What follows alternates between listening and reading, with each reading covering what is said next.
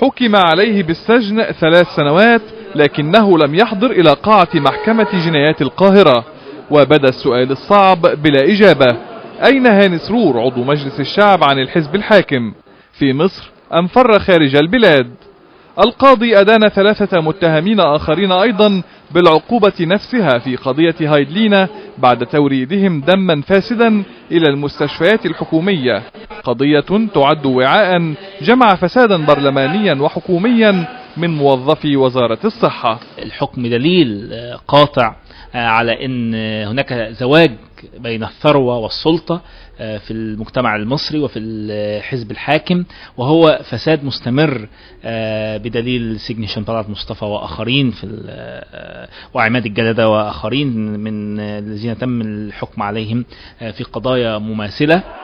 وكانت إحدى دوائر محكمة الجنايات قد برأت المتهمين خلال محاكمة سابقة، إلا أن النيابة العامة قامت بالطعن أمام محكمة النقد لتتم إعادة محاكمة المتهمين.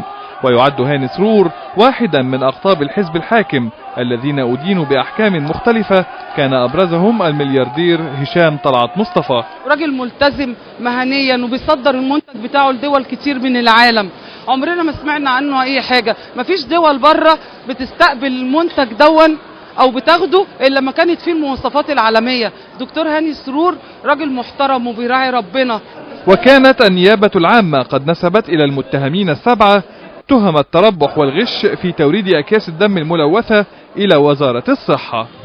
قضية هايدلينا تكشف عن شبكة مترامية الأطراف من الفساد في القطاع الصحي، خاصة وأن أكياس الدم الملوثة كانت من نصيب الفقراء والبسطاء بعيدا عن الأغنياء الذين يجدون العلاج فيما يعرف بالمستشفيات الاستثمارية.